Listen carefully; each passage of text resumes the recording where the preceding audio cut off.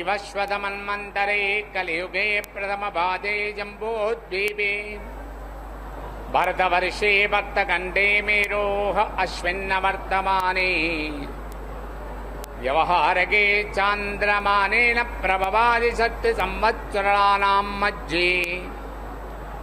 श्री क्रोधी नाम संवत्सरे दक्षिणायने वर्ष ऋतु श्रावणमासे शुक्लकृष्णपक्षे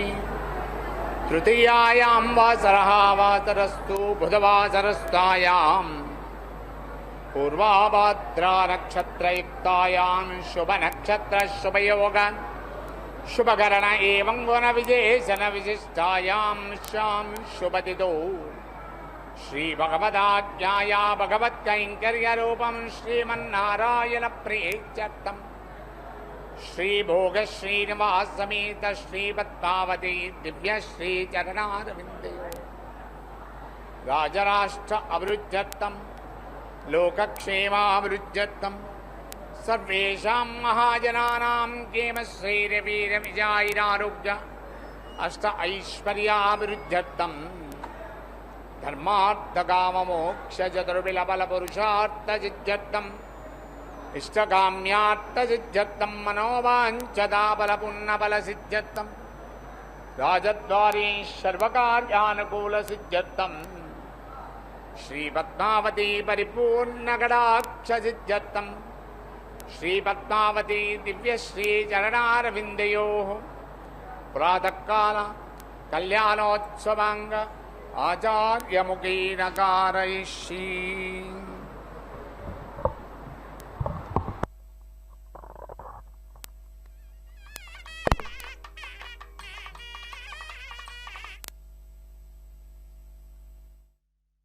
ராஜதனயாம்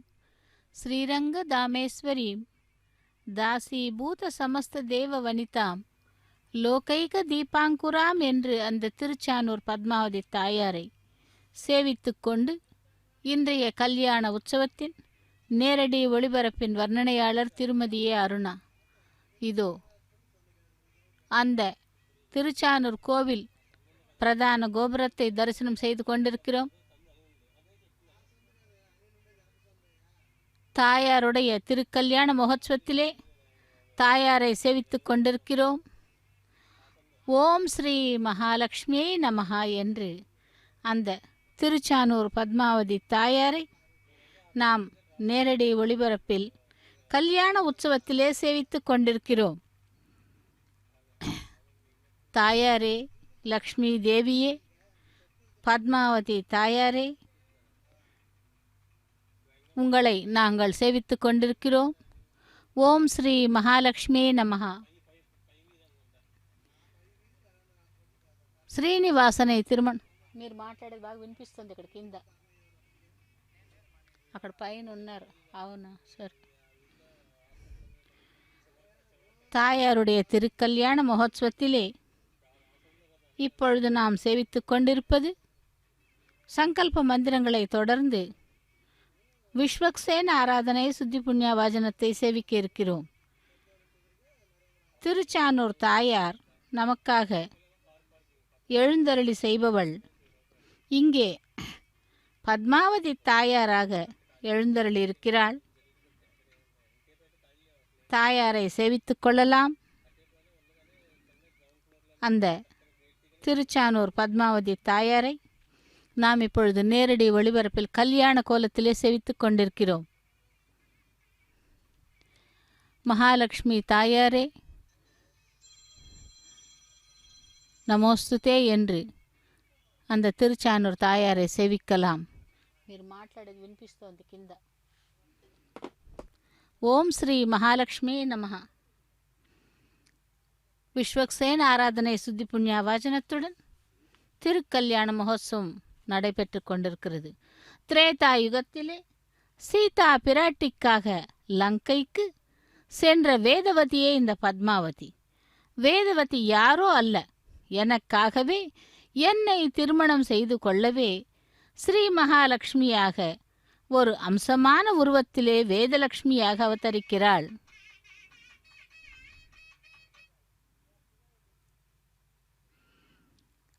பூர்வகாலம் மயன் என்ற பிராமணன் சதா சர்வ காலமும் வேதங்களை ஓதிக்கொண்டே இருப்பவன். ஒருமுறை அப்படி ஒழிக்க ஓதித்து கொண்டிருக்கும் பொழுது ஊர்வசியை பார்த்தாராம். पुनन्तु मा देवजनाः पुनन्तु मनवोधिया पुनन्तु विश्वायवः जातवेदपवित्रवत् पवित्रेण पुनाहि मां शुक्रेण देवदीद्यत् अग्ने कृत्वा क्रतोकं रनो यत्ते पवित्रमर्चिषि अग्ने विदधमन्तरा ब्रह्मदेन पुनीमहे भाभ्यां देवसवितः पवित्रेण सवेन च इदं ब्रह्म पुनीमहे वैश्वदेवी पुनति देव्यागात् यस्यै बह्वी स्तनुवो वीतपृष्ठाः तया मदन्तस्वधमाद्येषु वयग्स्यामपदयोरयीणां वैश्वानरो रश्मिभिर्मा पुनातु वातप्राणेन शिरोमयो भोः या वा पृथिवी पैसापयोभिः तदावरी यज्ञे मा पुनीतां बृहद्भिः सवितस्त्रिभिः परिशिष्टैर्देवमन्वभिः अग्ने दक्षैः पुनाहि मा येन देवा अपुनता येनापो दिव्यङ्गसः तेन दिव्येन ब्रह्मणा इदं ब्रह्म पुनीमहे यप्पावमानीरध्येति ऋषिभिः सम्भतकं रसं सर्वकं सबोधमस्नाति सदिदं मातरिश्वना पावमानीर्यो अध्येति ऋषिभिः सम्भतकं रसं तस्मै सरस्वती दुहे क्षीरकं सर्पिर्मधोदकं पावमाने स्वस्ययनेः सुदुघाहि वयस्वतीः ऋषिभिः सम्भृतो रसः ब्राह्मणे सुमृतकं हितं पावमानेर्दिशन्तु नः इमं लोकमथामं कामान् समर्थयन्तु नः देवीर्देवैः समाभृताः पावमाने स्वस्ययनेः सुदुघाहि घटश्च्युतः ऋषिभिः सम्भृतो रसः ब्राह्मणे सुमृतकं हितं येन देवा पवित्रेण आत्मानं पुनते सदा येन सहस्रधारेण पावमान्यः पुनन्तु मा राजापत्यं पवित्रं सतोद्यामकं हिरण्मयं येन ब्रह्मविदो वयं ओतं ब्रह्म पुनीमहे इन्द्रस्वनीति सह मा पुनातो सोमस्वस्त्या वरुणः समीच्या यमो राजा प्रमृणाभिः पुनातु मा जातवेदामोर्जयन्त्या पुनातो भोर्भुवस्सुवः तत्संयोरावृणीमहे गातुं यज्ञाय गातुं यज्ञपदये दैवी स्वस्तिरस्तु नः स्वस्तिर्मानुषेभ्यः ऊर्ध्वञ्जिगातु भेषजं शन्नोऽस्तु द्विपदे सञ्चतुष्पदे ॐ शान्तिः शान्तिः शान्तिः.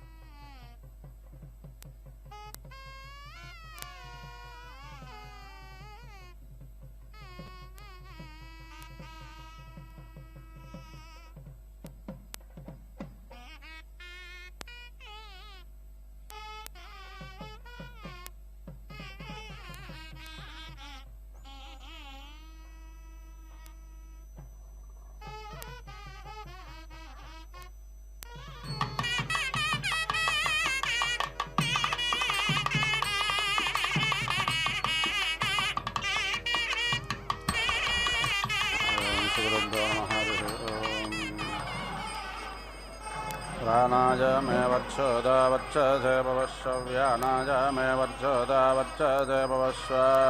उदानाय मे वर्चोदा वर्चसे भवश्व वाचे मे वर्चोदा वर्चसे भवश्व तदोदभ्यां मे वर्चोदा वर्चसे भवश्व श्रोत्राय मे वर्चोदा वर्चसे भवश्व चक्षुर्भ्यां मे वर्चोदसो वर्चसे भवेथाम् आत्मने मे वर्चोदा वर्चसे भवस्सौजसे मे वर्चोदा वर्चसे भवस्वायुषे मे वर्चोदा वर्चसे भवस्व विश्वाभ्यो मे प्रजाभ्यो वर्चोदसो वर्चसे भवेथाम् कोऽधिकतमोऽधिकस्याशिको नामासि यस्य ते रामामन्महयन्द्रासो मेनादे दृपाम भूर्भुवस्स प्रजा प्रजया भूयासम् शिवेरो वीरे शपोषपोषैः उदत्यञ्जातवेदथं देवं वाहन्ति केतवाः ऋषे विश्वाय सूर्यं चित्रं देवानामुदाकादनेकं चक्षुर्मित्रच्यवरोरच्याग्नेः आप्राज्य वा पृथिवी अन्तरिक्षग्सूर्य आत्मा जगतत्तत्तुडश्च आग्नेन जातुपता आराजे अस्मान् विश्वान् देवयुनान् विद्वान् योद्धत्पञ्जोहरानमेन भोजक्षान्तेन मा मुक्तिं विधेम अयन्नो अग्निर्वरे वत्कणात्तयमृतः पुरयेत प्रभिन्दन् अजं वाज अञ्जयत वाजसत अजग्सत्र अञ्जयतजरगशान स्वाहा रूपेणावो रूपमभ्यागान्ततो वो विश्ववेदा विभाजत तदस्य प्रथा प्रेता चन्द्रदक्षिणाः विश्वपश्यभ्यन्तरिक्षं यदस्तदस्यैः ब्राह्मणमध्यवेदय पितृमन्तं पैतृमत्यमिषेमाश्रयज्ञसुधातो दक्षिणम् अस्मन्द्रातादेवत्रा गच्छ प्रदाता रमावेश अग्नय अत्वामख्यं वरुणो ददाथोमदत्तमस्यात्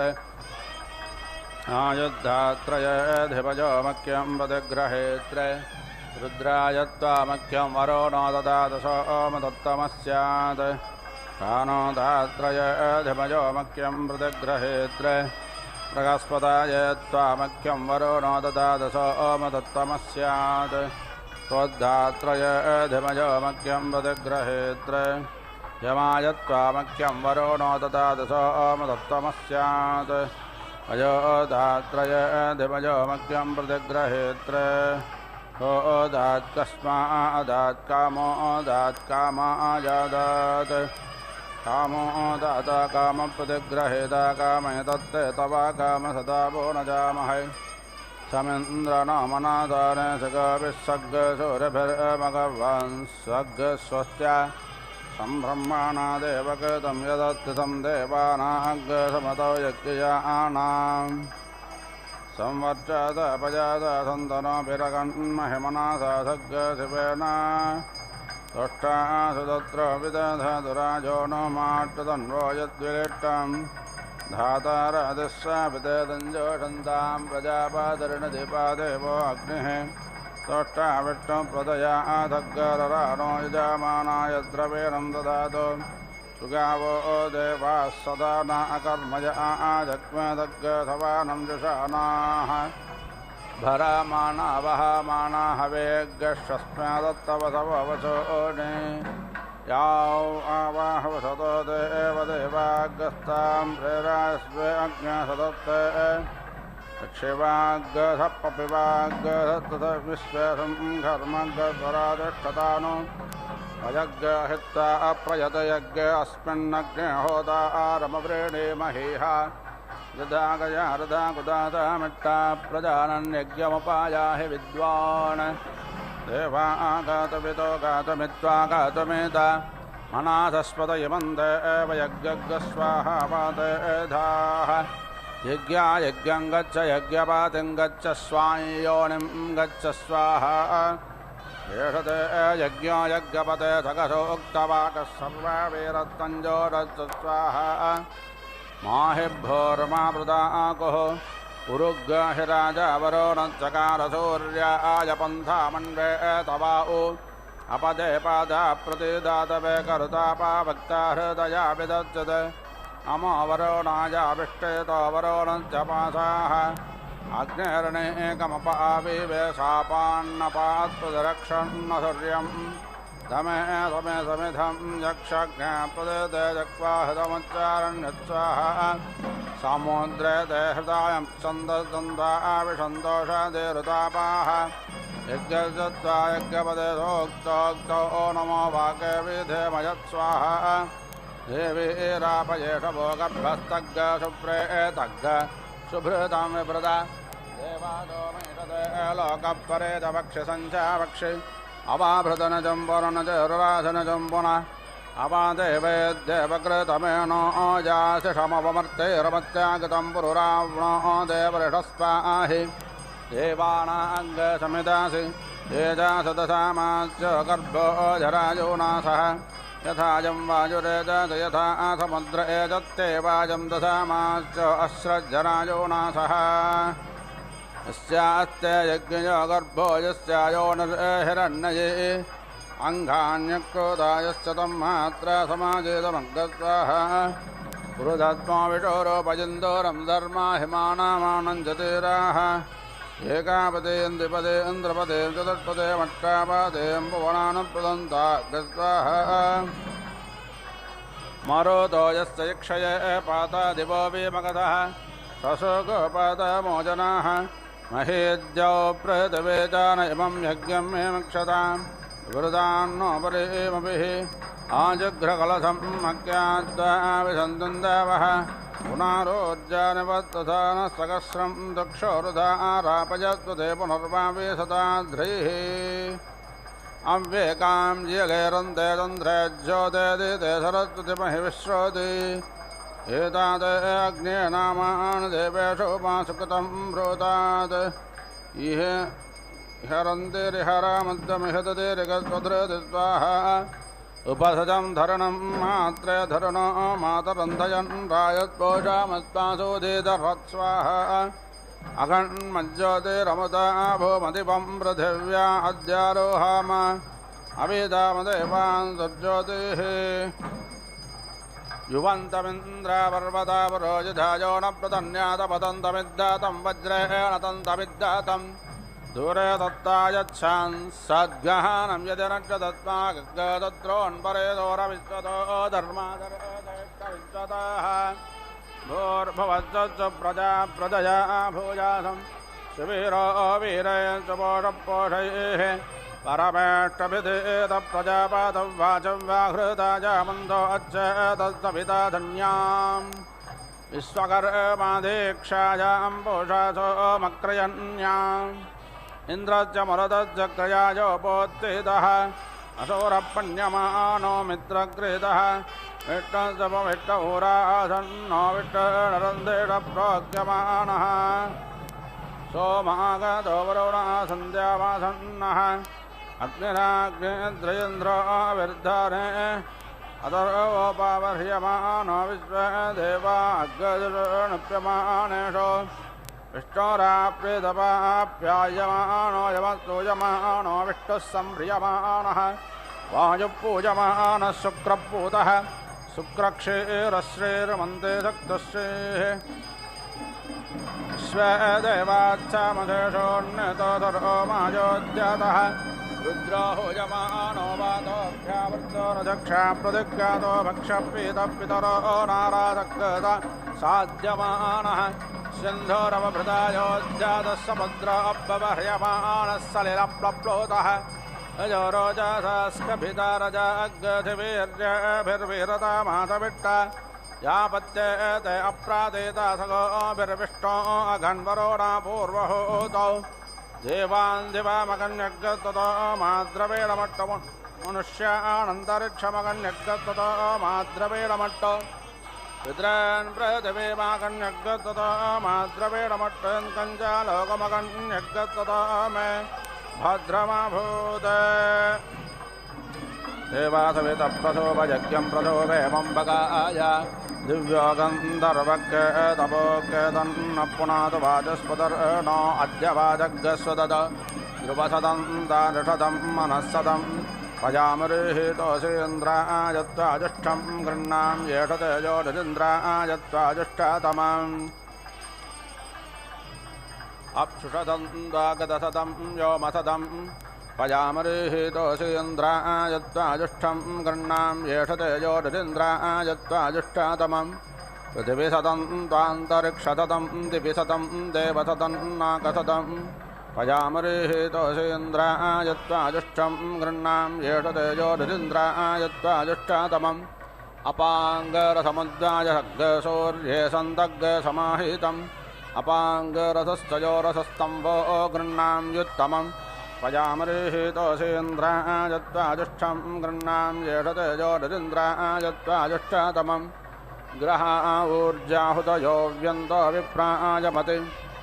तेषां विषप्रजानां वोहमिषमोर्जग्गसमग्रभं पजामृहीतोषीन्द्रायत्वाजुष्ठं गृह्णां येष तेजोरिन्द्रायत्वाजुष्टातमं सम्प्रदत्तसम्मा भद्रेण वृन्द सुप्रदत्तविमा पापेन वृन्द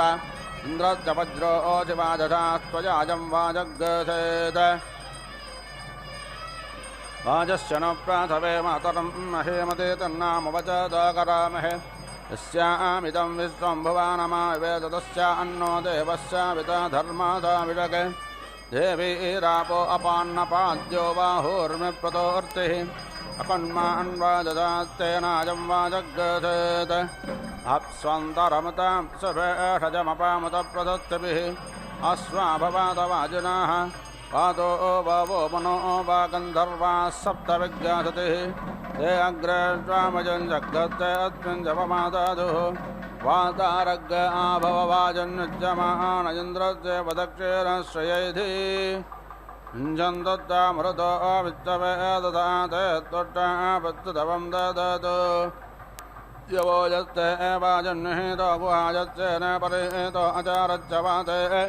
तेना नो वाजन् बलवान् बलेन वाजयित्ते यदितमाने च पारयिष्णुः आजेनो वाजयतो वाजग्ग सरिष्यन्ताः बृहस्पतेर्भागमवाजग्रत देवस्य वजग्गता वितुस्तवे तद्दतावतः बृहस्पतेरुत्तमं नाकग्गरुगेमेन्द्रश्चोत्तमं नाकग्गरुगेम देवस्य वजग्गता वितुस्तवे तद्दतावतः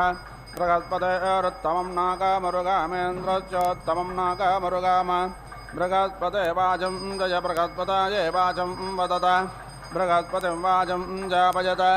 इन्द्रवाचं जयेन्द्राय वाचं वदत इन्द्रं वाचं जापयत एषावत्ता तत्ता संवाका भूज्जया बृहस्पतिं वाचमजे जपत अजे जपत बृहस्पतिं वाचं वनस्पतयो विमच्छद्वं देवस्य वजग्गता वितुस्तवे तद्दतावतः बृहस्पतिर्वाजयतो वाचं जयत्मा वाजेनो वाचं दयताध्वानस्कभ्रन्ताः योजानामिमानाः काष्ठां गच्छत एषस्य वाजे क्षेपणन्तोरन्नदग्रीवायां बद्धो अपि दक्ष आसने कथं दधिग्रानो सन्तवे त्वत्पदामङ्गां गच्छन् वापणे पनते उतस्मास्य द्रवादत्वरन्नतः पर्णन्नवेरणो वादिप्रगर्धिनाः सेनस्य वध्रजातो अङ्कसम्परे दधिक्रावणस्वकोर्जादरिद्रतः तन्नो भवन्तु वाजिनो अवेणुदेवतामितद्रावस्वर्गाः जम्भयन्तो जमृगङ्गरक्षाङ्गतनं यत्त्वञ्जोजवन्नमेवाः तेनो अर्वन्तो अवनस्तुतो हवं विश्वे शृण्वन्तु वाजिनो अमितद्रावः सकस्रतामेतदादाय पद्मनामहो येतनङ्गतमितेषो जभ्रिरे वाजे वादे वदवाजिनो नोदने विप्रा अमृतारदज्ञाः अस्य मध्यप्यपदमादयत्तं तृप्तायादपतिवृद्धेवजानेः आमावाजस्य प्रथवो जागम्याते मेऽद्यावापतिविस्तरोपे आमागन्तं पितरा मातरा युवमामा सोमो अमृतत्वाजागम्यात् वाजेनो वाजयतो वाजग्गसर्वाग्गसाः वाजेनो वाजयतो वाजग्गसर्वाग्गसाः बृहस्पतेर्भागमवाजग्गतनमृजानाः आपय स्वाहा स्वापय स्वाहा पिजाय स्वाहा कदावे स्वाहा वसावे स्वाहा अर्पदाय स्वाहा अन्ये मुद्दाय स्वाहा मुद्दाय वेदङ्गधनाय स्वाहा वेदङ्गधनान्त्यायनाय स्वाहान्त्याय भुवनाय स्वाहा भुवानसपदाय स्वाहा देवतय स्वाहा आयुर्यज्ञेन कल्पतां प्राणो यज्ञेन कल्पतां चक्षुर्यज्ञेन कल्पतां गस्त्रोत्रं यज्ञेन कल्पतां पृष्ठं यज्ञेन कल्पतां यज्ञो यज्ञेन कल्पतां जायय गच्छोरोह वा प्रजापदे प्रजा भूमत्सद्देवा कन्मामृता भूमान् अस्मे वस्मिन् रजमस्मे तन्नमतकृतोः अस्मे वर्जाग्गदन्तवः नमो मात्रे पृथिव्यायन्ते राज्यन्तादियमानः ध्रुवोऽज धरणकृष्ये क्षेमाय रय्ये पोषाय वाजस्येमं प्रातवंसो चवेग्रेसो मङ्गराजा नमोषाधीषप्सो ता अस्मभ्यं मधुमतिर्भवन्तु भयग्राष्ट्रे जाग्र्याम पुरोहिताः वाजस्येदं प्राथवा बाभूवे मा च विश्वाभुवानानि सर्वताः सनेमिराज परिजात विद्वान् भयं पुष्टिं वर्धयामानो अस्मे वाजस्येमां प्रातवश्रये दिवामिमा च विश्वाभुवानानि सम्राट् अदिच्छन्दन्दावयति प्रजानन् स नो रयज्ञ सर्वाभिरन्यच्छतु अग्ने अच्छावदेहन प्रतिरः सुमना भव प्रणो यज्जगद्वजत्वं यदानदासि सोमग्गराजानवपाधेऽग्निमन्वारावामहे आदित्यं विष्णं सूर्यं ब्रह्माणं च बृहस्पतिं प्रणो यज्जोत्तर्यमा प्रभूषा प्रदरद्वति प्रवाग्देवेदधतुनः अर्यमणं बृहस्पतिमिन्द्रं दानाय चोदय वाचं विष्णं गदरद्वते गदभितरं च वाजिनम् देवज्जत्रादभितप्रातवेज्जरार्बाहुभ्यां भोष्मास्ताभ्यां सरस्वत्यै वाचोजन्तुर्यतुर्यं ददामि बृहस्पतेऽर्द्वासां प्राज्येनाभिषिञ्जामीन्द्रज्जद्वासां प्राज्येनाभिषिञ्जामि अग्निरेका अक्षरेण प्राणमुदादयत्तमञ्जेषमश्विनोऽद्वक्षरेण द्विपदो मनुष्यानुदादयतां तानुज्येषम् वेष्टोऽत्रक्षरेण त्रीणिमान् लोकानुदादयत्तानुज्येषग्गसो मच्चतो रक्षरेण चतुष्पदः पशोनुदादयत्तानुज्येषम् पूषा पञ्चाक्षरेण पञ्चारथोनुदादयत्तानुज्येषग्गसवितादलक्षरेण तल्व्रतोनुदादयत्तानुज्येषम् मरुतः सप्ताक्षरेण सप्तग्राम्यान् पशोनुदादयत्तानुज्येषम् बृहस्पतिरष्टाक्षरेण गायत्रीमुदादयत्तामुज्येषम्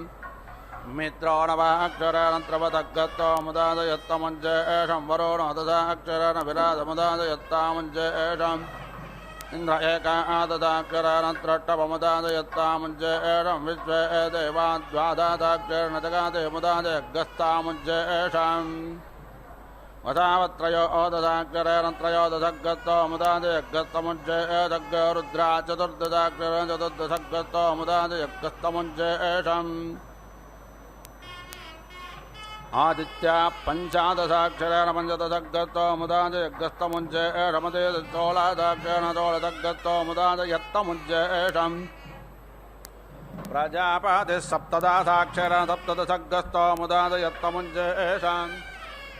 एषते नृते भागस्तञ्जोषस्य स्वाहा अग्निने अत्रेभ्यो देवेभ्यः पुरस्तद्भ्यः स्वाहा आयमने अत्रेभ्यो देवेभ्यो दक्षिणसद्भ्यः स्वाहा विश्वदेवने अत्रेभ्यो देवेभ्यः पश्चात्सद्भ्यः स्वाहा मित्रावरुणने अत्रेभ्यो वामरुणे अत्रेभ्यो वा देवेभ्यः उत्तरसद्भ्यः स्वाहा सोमाने अत्रेभ्यो देवेभ्यः उपरिसद्भ्यो दवस्वद्भ्यः स्वाहा ये देवाग्निने अत्र पुरसदस्तेभ्यः स्वाहा ये देवा यमने अत्र दक्षिणसदस्तेभ्यः स्वाहा ये देवा विश्वदेवने अत्र पश्चात्तदस्तेभ्यः स्वाहा ये देवा मित्रावरुणने अत्र वामरुणे अत्र पुरसदस्तेभ्यः स्वाहा ये देवा सोमाने अत्र उपरिसदोदवस्वन्दस्तेभ्यः स्वाहा अग्नेतगस्वप्रदाना अभिमातेरपस्य दुष्टरस्तरन्नरातेर्वच्छोदायज्ञवासि देवज्जत्वादवेदोभ्रातवेश्वरोर्बाहुभ्यां पोष्टोहस्ताभ्याम् उपाग्सोर्वीर्येण जगोमि हतग्रक्षस्वाहा रक्षाशान्तावधायावादिष्मरक्षो मुष्यत्वावधायामुमावदिष्म विषाणोद्वाज्यस्य वेतुस्वाहा अपो देवी मधुमतेरगभ्यन्नोर्जस्वते राजस्वस्थितानाः आभिर्मित्रावरुणाभ्यसन्धन्याभिरिन्द्रमनाय नत्यरातेः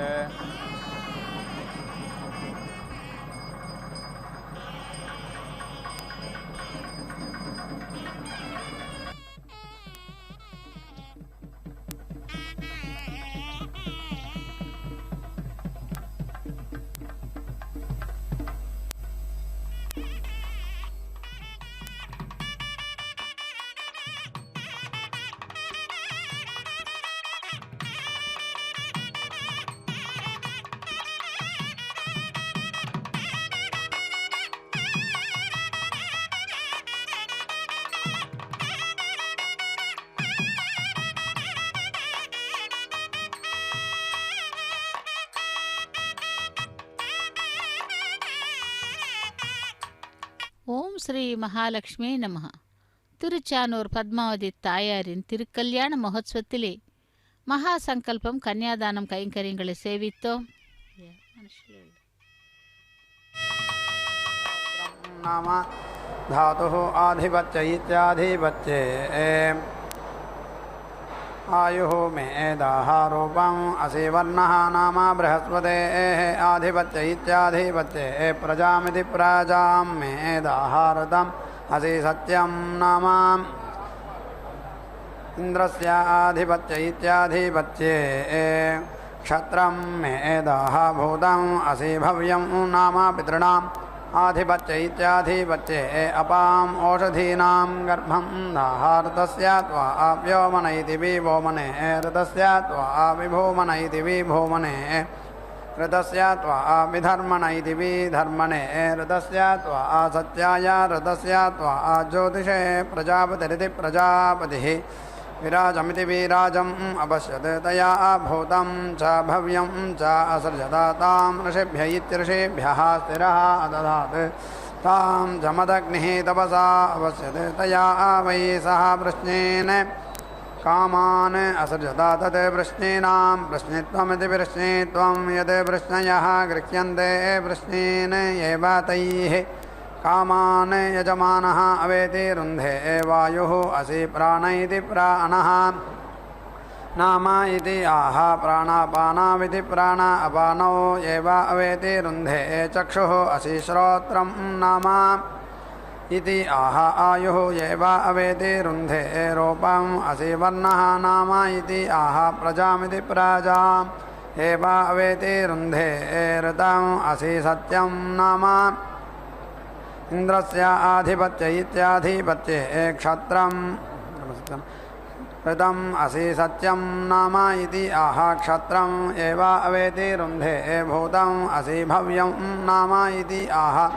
पशवः वै अपाम् ओषधीनां गर्भः पशून् एव अवेति रुन्धे एतावत् वै पुरुषं परितः तद् एव अवेति रुन्धे ऋतस्य त्वा व्योमन इति विवोमने इति आह इयं वै ऋतस्य व्योमेति विवोमा इमाम् एव अभीति जयति ऋतस्य त्वा विभोमन इति विभोमने इति आह अन्तरिक्षं वै ऋतस्य विभोमेति विभोमा अन्तरिक्षम् एव अभीति जयति ऋतस्य त्वा विधर्मण इति विधर्मणे इति आह यौः वै ऋतस्य विधर्मेति विधर्म दिवम् एव अभीति जयति ऋतस्य त्वा सत्याय इति आह दिशः वै ऋतस्य सत्यं दिशः एव अभीति जयति ऋतस्य त्वा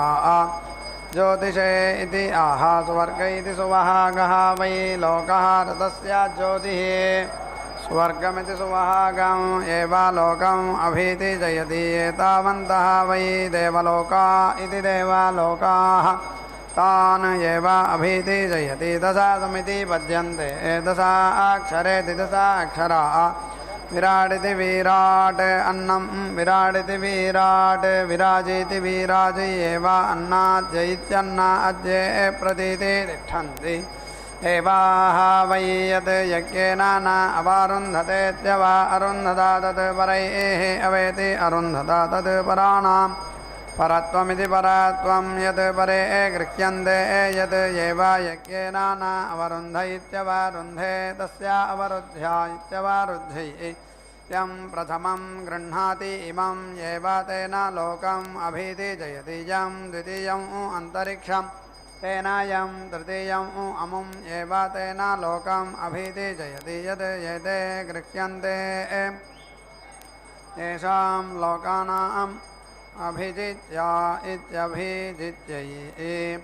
देवाः वै यत् यज्ञेन न अवरुन्धतेत्यवा अरुन्धता तत् परैः अवेति अरुन्धता तत् पराणां परत्वमिति परत्वं यत् परे गृह्यन्ते यत् यज्ञेन न अवरुन्ध इत्यवरुन्धे तस्य अवरुद्ध्या इत्यवरुद्ध्यै यं प्रथमं गृह्णाति इमम् एव तेन लोकम् अभीति जयति यं द्वितीयम् अन्तरिक्षं तेन यं तृतीयम् अमुम् एव तेन लोकम् अभीति जयति यत् एते गृह्यन्ते येषां लोकानाम् अभिजित्या इत्यभिजित्यै उत्तरेषु इत्युत्तरेषु अहस्वित्यः सु अमुतः अर्वाञ्चः गृह्यन्ते अभिजित्येत्यभिजित्या एव इमान् लोकान् पुनः इमं लोकम् प्रत्यवरोहन्तीति प्रति अवरोहन्ति यत् पूर्वेषु अहस्वित्यः सु इतः परा अंचः गृह्यन्ते तस्मात् इतः परा अंचः इमे लोकाः यत् उत्तरेष्वित्युत्तरेषु अहस्वित्यः सु अमुतः अर्वाञ्चः गृह्यन्ते तस्मात् अमुतः अर्वाञ्चः इमे लोकाः तस्मात् अयातयां नयित्ययातायां महालोकान् मनुष्याः उपेति जीवन्ति ब्रह्मवादिन इति ब्रह्मवादिनः वदन्ति कस्मात् सत्यात् अभ्यैत्यद्भ्यः ओषधयः समिति भवन्ति ओषधयः मनुष्याणाम् अन्नं प्रजापतिमिति प्रजापतिं प्रजा इति प्रजाः अनुप्रेति जायन्ते इति परान् अन्विति इति ब्रूयात् यद् गृह्णाति अभ्यैत्यद्भ्यः त्वा ओषधीभ्य इत्यौषधीभ्यः गृह्णामि इति तस्मात् अभ्यैत्यद्भ्यः ओषधयः समिति भवन्ति यद् गृह्णाति ओषधीभ्य इत्यौषधीभ्यः त्वा प्रजाभ्य इति प्रजाभ्यः गृह्णामि इति तस्मात् ओषधयः मनुष्याणाम् अन्नं यत् गृह्णाति प्रजाभ्य इति प्रजाभ्यः त्वा प्रजापतय इति प्रजापतये गृह्णामि इति तस्मात् प्रजापतिमिति प्रजापतिं प्रजा इति प्रजाः अनुप्रेति जायन्ते प्रजापतिरिति प्रजापतिः देवासुरान् इति देवा असुरान् असृजता तद् अन्विति यज्ञः असृजता यज्ञं छन्दागंसे ते विश्वञ्चः वीति अक्रामन् सः असुरान् अन्विति यज्ञः अपेति अक्रामत् यज्ञं छन्दागंसि ते देवाः अमन्यन्त अमीति वै इदम् अभूवन् यत् वयं स्मः इति ते प्रजापतिमिति प्रजापतिम् उपेति अधावन् सः अब्रवीत् प्रजापतिरिति प्रजापतिः छन्दसां वीर्यम् आदायेत्यादाय तत् वः प्रेति दास्यामि इति सः छन्दसां वीर्यम् आदायेत्यादाय तत् येभ्यः प्रेति अयच्छते तत् अन्विति छन्दागंसि अपेति अक्रामन् छन्दागंसि यज्ञः ततः देवाः अभवन् परेति असुराः यः एवं छन्दसां वीर्यं वेदायेति श्रावय अस्तु श्रौषट् यजाये यजामहे वषट्कार इति वषट्कारः भवति आत्मना परेति अस्य भ्रातृव्यः भवति ब्रह्मवादिन इति ब्रह्मवादिनः वदन्ति कस्मै कम् अध्वर्युः येति श्रावयति इति छन्दसां वीर्याय इति ब्रूयात् एतत् वै छन्दसां वीर्यं येति श्रावय अस्तु श्रौषट् यजाये यजामहे वषट्कार इति वषट्कारः यः एवं वेद स वीर्यैरिति सा वीर्यैः एव छन्दोभिरिति छन्दःभिः अर्चति यत् किं च अर्चति यत् इन्द्रः वृत्रम् अहन् अमेध्यं तत् यत् यतीन् अवपत् अमेध्यं तत् अथ कस्मात् ऐन्द्रः यज्ञः येति सग्स्थातोरिति संस्थातोः इति आहुः इन्द्रस्य वै एषा यज्ञया तनूः यत् यज्ञः तां एव तत् यजन्ति यः एवं वेद उवेति येनं यज्ञः नमति आयुर्दा इत्यायुहुदाः अग्ने हविषः जुषाणः घृतप्रतीक इति घृतप्रतीकः घृतयो निरिति घृतयोनिः येधि घृतं पीत्वा मधुचारो गव्यं पिता इव पुत्रम् अभीति रक्षतात् इमं येति वृच्यते वै एतद् यजमानः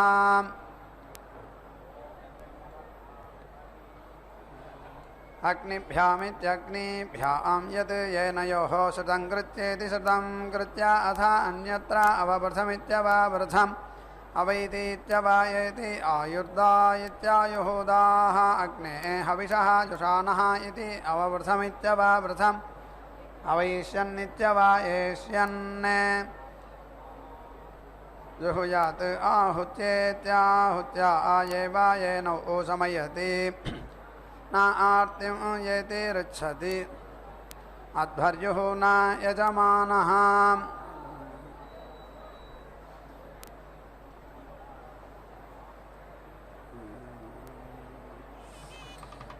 आयुर्दा इत्यायुहुदाः अग्ने हविषः जुषानः घृतप्रतीक इति घृतप्रतीकः घृतयो निरति घृता योनिः येधि घृतं पीत्वा मधुचारो गव्यं पिता इव पुत्रम् अभीति रक्षतात् इमं येति वृश्चते वै एतद् यजमानः अग्निभ्यामित्यग्निभ्याम् यद् येनयोः श्रुतं कृत्येति श्रुतं कृत्य अथ अन्यत्र अववृथमित्यववृथम् अवैतीत्यवायेति आयुर्दा इत्यायुहुदाः अग्ने हविषः जुषानः इति अववृथमित्यववृथम् अवैष्यन्नित्यवायेष्यन् जुहुयात् आहुत्येत्याहुत्या आयेवायेनौ समयति न आर्तिं रेति ऋच्छति यजमानः यद् कुसीदम् अप्रतीतमित्यप्रतीतं मयि येन यमस्य बलिना सरामि इह एव सन् निरवदय इति निः अवदयेतद् एतद् तद् अग्ने अनृणः भवामि विश्वलोपेति विश्वलोप विश्वदावस्येति विश्वदावस्य त्वा आसन् जुहोमि अग्धादित्यग्धा अत् एकः अहुतादित्यहुता अत् एकः समसनादिति समसना अत् एकः ते नः कृण्वन्तो भेषजं सदः सहः वरेण्यम् अयं नः नभसा पुरः सग्स्वान इति स्वानः अभीति रक्षतु गृहाणाम्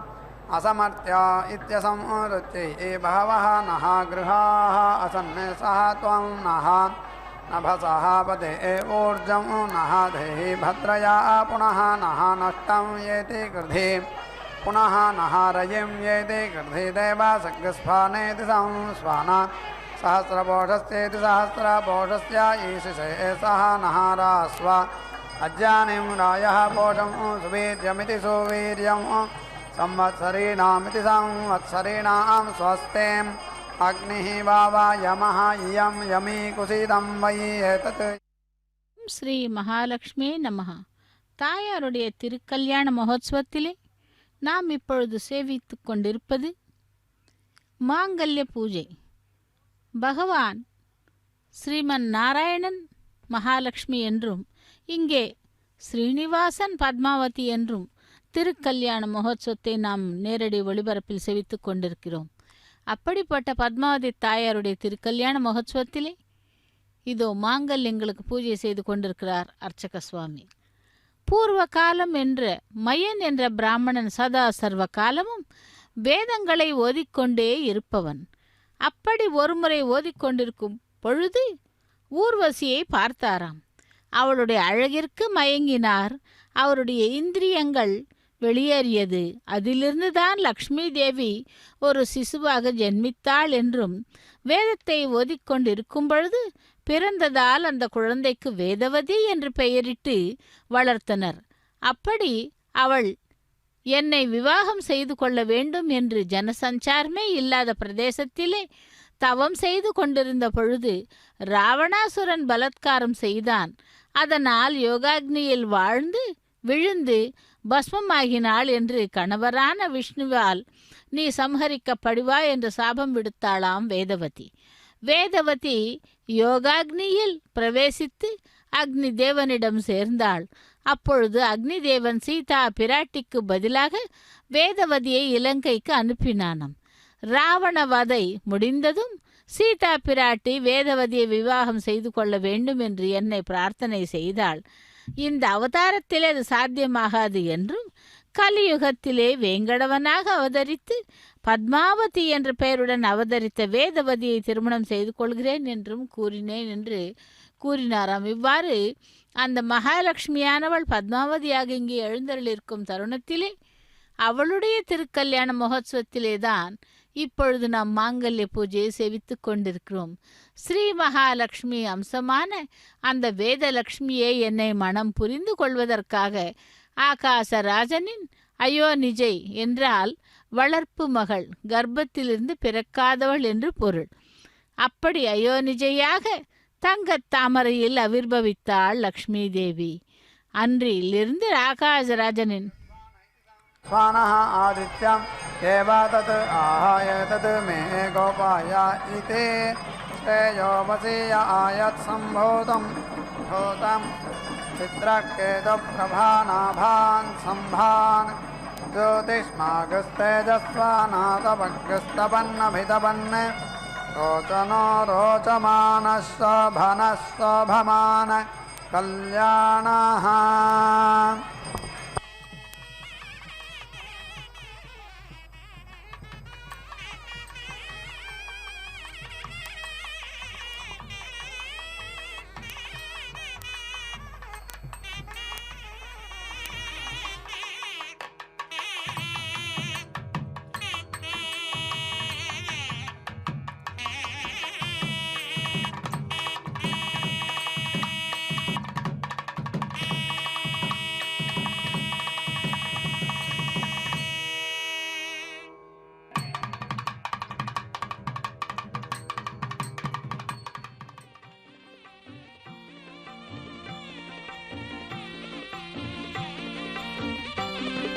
అదే శ్రీ వెంకటపతి అలమేలు మంగయును కదిసి ఉన్నారు తమకమున పెండ్లికిని. అదే శ్రీ వెంకటపతి అలమేలు మంగయును కదిసి ఉన్నారు తమకమున పెండ్లికిని.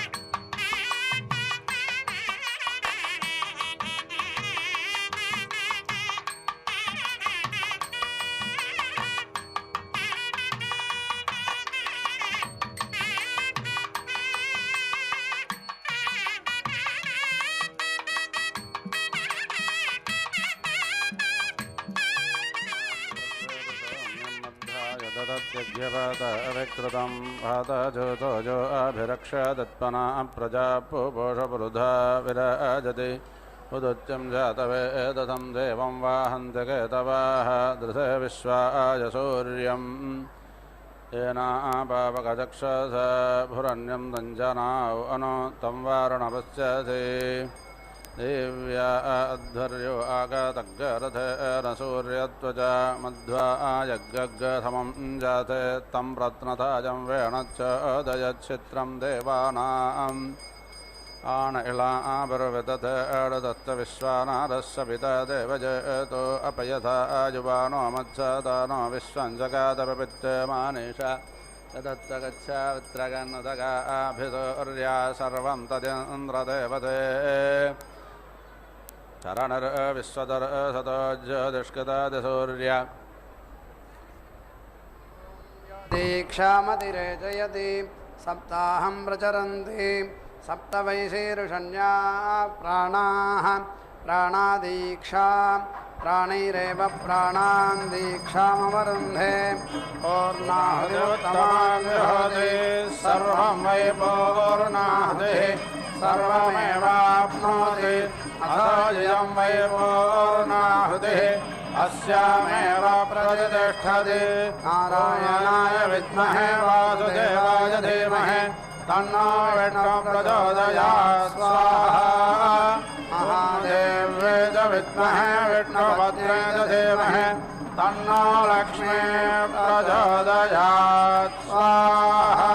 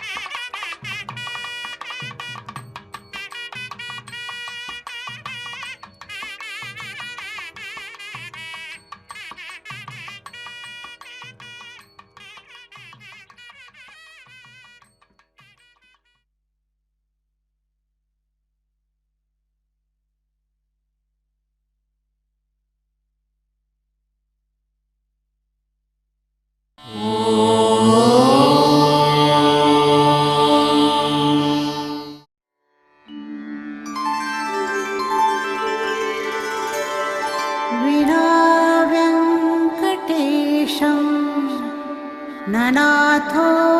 ननाथः सदा वेङ्कटेशं स्मरामि स्मरामि। हरे वेङ्कटेश प्रसीद प्रसीद। प्रियं वेङ्कटेश प्रयच्छ प्रयच्छ।